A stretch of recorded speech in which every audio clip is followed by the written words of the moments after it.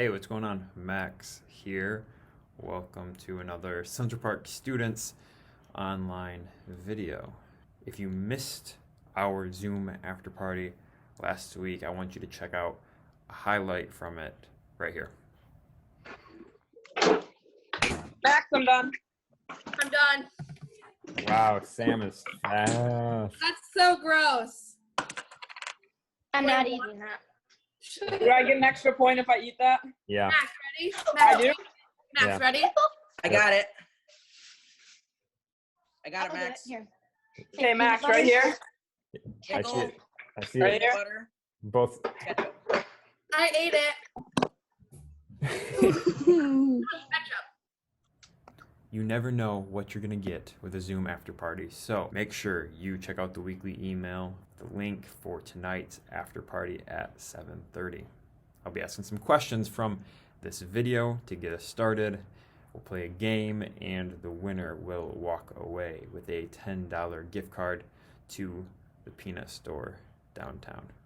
We're working hard to support local businesses with our Zoom after party, so make sure you come and play, participate, and maybe you will win the gift card. We are in a series going through 1 Peter. If you've missed any, go back and check out the YouTube videos. We're just kind of going verse by verse through. I don't know how long we'll do it. I don't know how far we'll get. We're trying to better understand it. There's a lot of stuff in it that can be tricky, and so we're going to just keep chugging along through it verse by verse. Let's dive into that right now. We're going to read a bigger chunk today than we have in the past. So if I don't cover something that you have a question about, let me know in the comments below, shoot me a text, DM me on Instagram. Just let me know if you have any questions as we go through 1 Peter. Our text today is 1 Peter chapter 1, verses 5 through 9. I'm going to read the whole thing right now, and then we will go by a couple verses at a time or a verse at a time and unpack it and discover what it means for us today. Here we go. Who through faith are shielded by God's power until the coming of the salvation that is ready to be revealed in the last time. In this you greatly rejoice, though now for a little while you may have had to suffer grief and all kinds of trials. These have come so that your faith, of greater worth than gold, which perishes even though refined by fire, may be proved genuine and may result in praise, glory, and honor when Jesus Christ is revealed. Though you have not seen him, you love him. And even though you do not see him now, you believe in him and are filled with an inexpressible and glorious joy, for you are receiving the goal of your faith, the salvation of your souls. So a longer chunk today. There's a lot there, and so let's unpack a little bit of it. The first verse there, verse 5, says, who through faith are shielded by God's power until the coming of the salvation that is ready to be revealed in the last time. And in this verse, he's talking about those who follow the way of Jesus, that they will be saved when Jesus returns to judge the world. We live in a fallen world, a broken world, where there's sin, and hurt, and pain.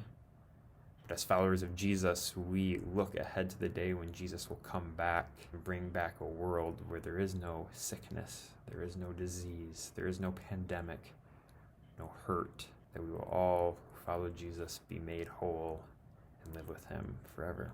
And notice that in this, he says that it's a faith that is shielded by God's power. It's a faith in Jesus. This is not us doing a bunch of things to be worthy of salvation, to be worthy of being saved. It's having faith in Jesus, the one who died on the cross for us. And then out of that faith, out of that following of Jesus, comes us serving and loving and taking care of others. But it's a faith in Jesus that shields us, that protects us, that when Jesus comes back will save us and bring us into eternity with him. Next verse, verse 6. In this you greatly rejoice, though now for a little while you may have had to suffer grief and all kinds of trials. Trials like a pandemic. Remember, the people who are receiving this letter are social misfits. They do not fit in. But when we follow Jesus, we become part of a new family. Those who follow Jesus come together as brothers and sisters. And here we belong no matter who you are, no matter what you've done. So if we keep Jesus and his saving grace our focal point, we can rejoice even in the hard times.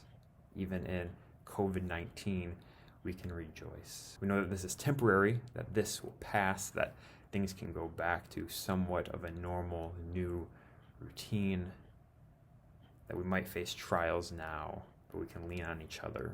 We can look to Jesus and our faith in him. This verse here has connections to Matthew chapter 6. There's people smarter than me who connect the dots, and so I just want to read the verses that Peter probably has in mind when he is writing this. Remember, Peter is following Jesus firsthand. He was one of his early disciples, and so he would have heard Jesus say this. From Matthew chapter 6, this is Jesus teaching us how to pray, and I'm sure you're familiar with this. This then is how you should pray. Our Father in heaven, hallowed be your name. Your kingdom come, your will be done on earth as it is in heaven. Give us today our daily bread. Forgive us our debts as we also have forgiven our debtors. And lead us not into temptation, but deliver us from the evil one. So we know trial and temptations will come. As I mentioned before, we live in a sinful world. That is just life in a sinful world. There is pain, there is hurt, there's trials, and there's temptations. But if we keep Jesus as the focal point, we know that those things are temporary, that we can overcome them. All right, let's read the rest of this section. These have come so that your faith, of greater worth than gold, which perishes even though refined by fire, may be proved genuine and may result in praise, glory, and honor when Jesus Christ is revealed. Though you have not seen him, you love him. And even though you do not see him now, you believe in him and are filled with an inexpressible and glorious joy, for you are receiving the goal of your faith, the salvation of your souls. Peter here is letting the people that he's writing to know that material things will someday fade away. He talks about gold, this thing that is refined by fire, but yet it will still fade away, that nothing on this earth will last. Think back to the prayer that Jesus prayed and taught us to pray. He says, give us today our daily bread. You know, getting just what we need, not having more. Life is not about the material. It's about having enough. And it's about loving and caring for others and following Jesus. During COVID, we really are being forced to see what really matters in this life. Spoiler, it's not politics, no matter what your parents might say or what you might read. It's not property, it's not possessions, but it's people. The church, Jesus, his love, his grace, his peace, having faith and trusting that we'll see the other side of this. Think about other people in your life who might be struggling in this season. Can you imagine going through this season without the hope of Jesus? That they're just hoping to just get through it to the other side. I can't imagine it. Jesus is our cornerstone. Jesus is what I'm clinging to, what I'm looking to as I hope to see the other side of COVID, a pandemic, to go back to seeing all of your faces again. Next week, we're going to continue in 1 Peter and kind of wrap up this intro section that Peter has written to the churches that he was writing to. Let's pray. Jesus, I thank you for faith in you. Help us in this season to cling to you, the hope that is you, the living hope. Amen. All right, just like normal, I have 2 YouTube videos for you. The first one is the worship song, So Will I. If you're a part of our worship on Sunday mornings, you know this song. Alyssa, my wife, has this tatted on her arm, So Will I. They put out an acoustic version on YouTube, and so I've put that in the description below. One of our favorite songs. I love singing it with our church. And then the second one, this video is crucial that you watch before I see you again. It is by a guy who goes by the name of Carll. It's called Church Greetings Quarantine Edition. And so what he does is walk through some appropriate greetings that we can have towards one another when we get to see each other face to face. We're not going to be doing the normal handshakes and high fives. And so you need to watch that before we get together. Again, the link is in the description below. So let me know what you think about those two. Lastly, a couple announcements before we wrap up. Tonight we have our after party at 7:30. Hopefully you're watching this ahead of time so that you get the answers to some of the questions that I will ask.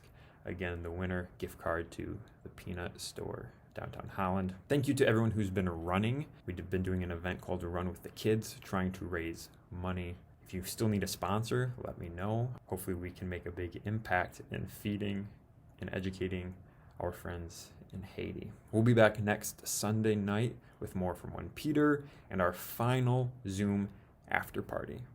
You know, this week, Governor Gretchen Whitmer has said that groups of 10 or fewer is okay. So stay tuned next week because we will announce our June plans. We'll try to do a hangout of less than 10 people. All right, that's all I have for today. Peace.